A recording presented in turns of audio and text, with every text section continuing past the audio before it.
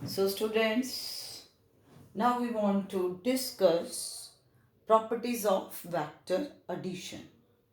क्या डिस्कस कर रही हैं? Properties of vector addition. So, number one, we are saying vector addition is commutative. Commutative का क्या मीनिंग है कि अगर हमारे पास दो वेक्टर्स हैं a और b, then vector a plus vector b is equal to vector B plus vector A. ये आपने जो प्रॉपर्टीज हैं अलजब्रा में ऑलरेडी की हुई हैं. तो जैसे हम कहते हैं 1+5 इज इक्वल टू 5+1, तो यहाँ पर हम वेक्टर्स में ले रहे हैं. Second is vector addition is associated. इस ये अगर तीन वेक्टर्स हों, इसका मीनिंग है कि we are taking vector A plus vector B, पहले दोनों का सम लिया, देन उसमें हमने सी वेक्टर को एडअप किया. दिस इज इक्वल टू कि हम पहले बी और सी का सम लेकर के उसमें ए को एडअप करते. Next is vector addition is distributive. जैसे मान लो कि आपके पास दो वेक्टर्स हैं ए एंड बी, आपने लैम्डा के साथ मल्टीप्लाई किया, तो इसमें जो रिजल्ट आएगा वो क्या आएगा कि first lambda is multiplied by vector A, तो it will come out to be lambda A. Then lambda is multiplied by vector B, तो it will be lambda times vector B. So these are the three properties of vector addition. अब आपको exam में 1 और 2 mark में ये question आ सकता है कि you show that vector addition is commutative. This is very important concept. आप आगे इसको देखोगे. अब हमने कैसे शो करना है, क्या शो करना है? To show that vector addition is commutative. तो इसको हम किस तरीके से एक्सप्लेन कर सकते हैं? हमने दो वेक्टर्स लिए ए और बी.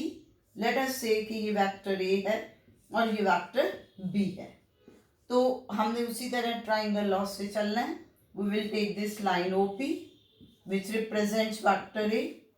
वेक्टर बी को उसके पैरेलल शिफ्ट किया, तो this line P Q represents vector B. ठीक हो गया? And now if you take O to Q, then it will give you the sum of the two vectors A and B. कैसे आया? By applying triangle law of vectors. तो triangle law of vector जब आपने apply किया, it will be OP vector plus PQ vector is equal to O Q. ये फंडा नहीं भूलना, ये वाला, कि ये पॉइंट जो है कॉमन पॉइंट आएगा. अब O P is vector A and P Q is vector B, so O Q represents A plus B. ये फर्स्ट आ गया. अब आगे आपने बी प्लस ए लेना. क्या करो? You take this line here, you take this line O L. अब आप क्या लो कि O L is equal to P Q and OL is parallel to PQ. That means कि OL की सेम मैग्नीट्यूड है जो PQ की है और पैरेलल हो गई. सो दैट मीन्स कि ये दो इक्वल वेक्टर्स बन गए. कौन कौन से? OL vector is equal to PQ vector. Equal vectors क्योंकि दोनों की मैग्नीट्यूड भी सेम है and both are acting along the same direction. इसका मतलब OL किसे रिप्रेजेंट करेगा? वेक्टर B को. तो अब अगर आप इसको यहां से यहां जोड़ दोगे तो इसी तरीके से नेचुरली एल क्यू आपके पास किसके बराबर आ गया? ओपी के बराबर. And this is vector A. तो ये पैरेललोग्राम बन गया आपके पास ओपी क्यू एल. तो O L is parallel to P Q and L Q is parallel to O P. अब आप यहां पर triangle law of vectors apply करोगे. कौन सा ट्राइंगल लोगे भाई? हाँ जी, जरा देखिए कौन सा ट्राइंगल इसमें आएगा. It will be naturally the triangle O L Q. तो इस ट्राइंगल में O L plus L Q again किसके बराबर है? ओ क्यू के. Now what is O L? O L is vector B. This is what is L Q? IQ is vector A. This is equal to OQ. Now you compare 1 and 2. अगर आप compare करते हो तो दोनों की right hand side same है, तो naturally Y comparing 1 and 2, जब आप कंपेयर कर रहे हो 1 और 2 को, अगर उनकी राइट हैंड साइड सेम है तो ऑब्वियसली लेफ्ट हैंड साइड भी सेम हो जाएगी.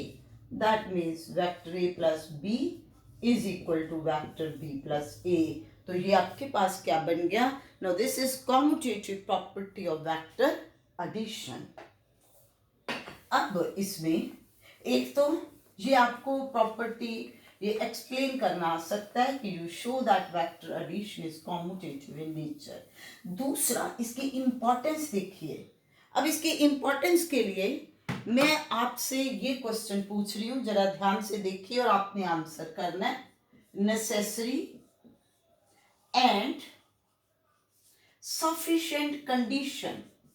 necessary and sufficient condition for a physical quantity to be vector.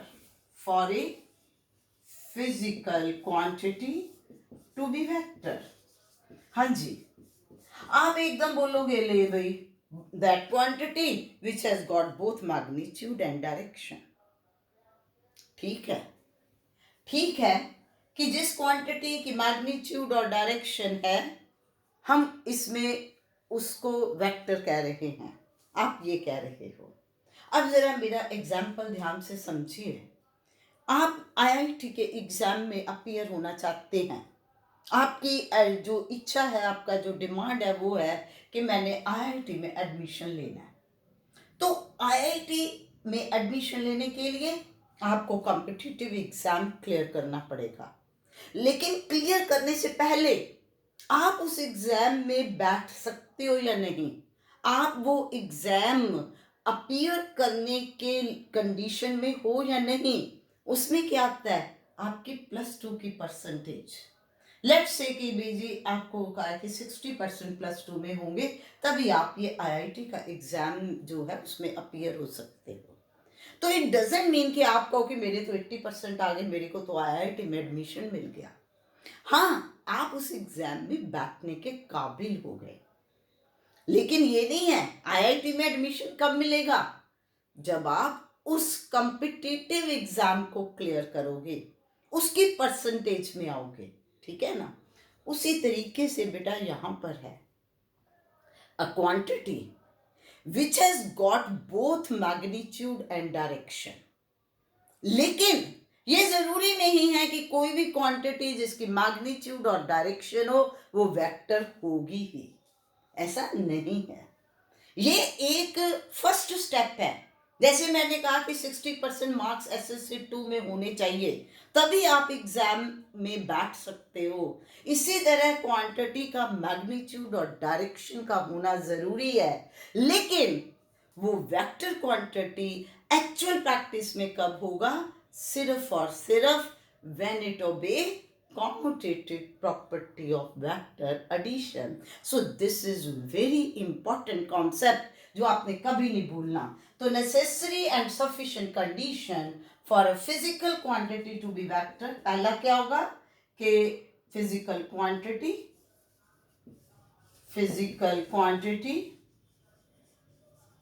must possess both magnitude and direction. लेकिन इसके साथ साथ आपने क्या कहना है? It must obey commutative property of vector addition. अब मैं आपको इसमें एग्जाम्पल बताती हूँ. बेटा आपसे कोई पूछे इलेक्ट्रिक करंट, ठीक है? अब क्वेश्चन ये है कि इलेक्ट्रिक करंट स्केलर क्वांटिटी है या वेक्टर क्वांटिटी है. अब आप देखिए, जब आप करंट की बात करते हो तो हम उसमें flow of direction of current लेते हैं कि नहीं, कि current is moving in this direction. आप ये देखो, जैसे ये सेल ले लिया, ये आपने ऐसे ले लिया, ठीक है ना, तो आप कहते हो कि करंट इस तरीके से सर्किट में फ्लो कर रहा है। सो दैट मीन्स इसकी मैग्नीट्यूड भी होगी, डायरेक्शन भी होगी। पर क्या है, electric current is a scalar quantity, it is not a vector quantity. अब आपको क्वेश्चन आ सकता है 1 नंबर में या ट्रू फॉल्स में कि electric current has got both magnitude and direction even then it is scalar. Why? तो व्हाई में रीजन क्या बनेगा कि because electric current does not obey commutative property of vector addition. तो आज इस कॉन्सेप्ट को अपने माइंड में क्लियर कर लो, चाहे आप रिसर्च में पहुंच जाओ, कहीं पर भी किसी भी स्टेज में, तो ये वेक्टर की जो ये कंडीशन है ये हर जगह पर आपकी अप्लाई होगी। अब कुछ इसी तरह के फैक्ट्स हैं वेक्टर्स के बारे में जो आपको पता होने चाहिए। अब जैसे मैंने इसमें एक तो अब यही पॉइंट बताया है कि कोई भी क्वांटिटी उसका वेक्टर होने के लिए मैग्नीट्यूड और डायरेक्शन के साथ साथ कॉम्यूटेटिव प्रॉपर्टी ओबे करना जरूरी है। उसके बाद सेकेंड पॉइंट इसमें जो आता है, जो हमने ऑलरेडी पढ़ा है, क्या पढ़ा था कि minimum number of 3 vectors if they lie in one plane, यानी कि कोप्लेनर वेक्टर्स, तो उनका सम क्या हो सकता है, 0 हो सकता है।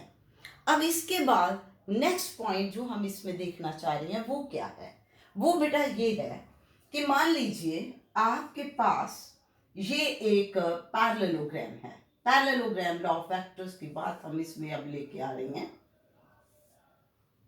इस कॉन्सेप्ट को हम पढ़ना चाहते हैं, सॉरी, क्या कॉन्सेप्ट हम पढ़ना चाह रहे हैं, हम इस कॉन्सेप्ट को यहाँ पर क्लियर करना चाह रहे हैं कि भाई अगर मान लीजिए कि ये आपके पास वेक्टर ए है, ये वेक्टर बी है, आपने ले लिया कि this is OP, this is OQ, तो OP and OQ are the two adjacent sides of the parallelogram which are represented by the two vectors A and B। तो इसमें अब आपके पास ये जो साइड है OL डायगोनल, ये इसमें सम बताता है, ठीक है, सम ऑफ द टू वेक्टर्स। अब इसमें नेक्स्ट क्वेश्चन आपसे जो प्रॉब्लम पूछी जा सकती है वो ये है कि जो सेकंड डायगोनल है PQ, वो क्या रिप्रेजेंट करेगा। प्रॉब्लम क्लियर हुई? प्रॉब्लम हमारी क्या है कि if we are considering two vectors A and B represented by the two adjacent sides of the parallelogram drawn from point O, then this diagonal OL gives us the resultant of the two vectors, यानी कि sum of the two vectors. Now the question is कि what is represented by this diagonal PQ? भी हम कैसे देख पाएंगे? इसके लिए बेटा इट्स वेरी सिंपल। अब PQ की बात की है तो मैं P और Q को ज्वाइन कर देती हूँ, तो ये आपके पास बन गया। अब आपने इसमें PQ निकालना है, इसके लिए तुम्हें कौन सा ट्राइंगल कंसीडर करना होगा, PLQ। हमेशा याद रखिए कि समय जो भी आप सम अप कर रहे हो उसमें बेसिस क्या है, बेसिस सम में क्या है, ट्राइंगल लॉ। तो आपके पास PQ वेक्टर किसके बराबर बनेगा, PL प्लस LQ, ये बनेगा ना, because the both vectors must be in the same direction. अब आप देखिए इसमें PL वेक्टर OQ वेक्टर के बराबर है, मैग्नीट्यूड भी सेम है और डायरेक्शन भी सेम है, so this is vector B। अब आप बात करिए LQ की। अगर LQ को ध्यान से देखिए तो we will say LQ is equal to minus OP, क्योंकि LQ का जो डिस्टेंस है वो तो OP के इक्विवेलेंट है, बराबर है, लेकिन L से Q you are moving in the negative X axis, O से P you are moving towards positive X axis, that means उनकी डायरेक्शन अपोजिट है, so one vector is negative of the other vector, that means this is minus of vector A। Now you put value of PL and LQ in this equation number 1, तो आपके पास PQ क्या बन गया, PL vector that is B plus LQ vector, that is minus A. So that means it is B minus A. So इसका मतलब आपके पास अब अगर आप Q से P चलते, उसने क्या बन जाना था? हाँ भी बोलो, Q से P उल्टा, that will be A minus B. So that means अब आप अपने माइंड में ये एक और कॉन्सेप्ट आ गया आपके पास, जिसको अपने माइंड में ध्यान रखना है हमेशा कि if you are taking two vectors A and B, ठीक है, they are represented by the two adjacent sides of the parallelogram drawn from a point, तो जो डायगोनल उस पॉइंट से पास हो रहा है that gives the sum of the two vectors, लेकिन जो दूसरा आपके पास आ गया diagonal, second diagonal, that will give the difference of the two vectors. ठीक है, क्लियर? तो दो डायगोनल, एक sum of the two vectors बता रहा है और एक क्या बता रहा है?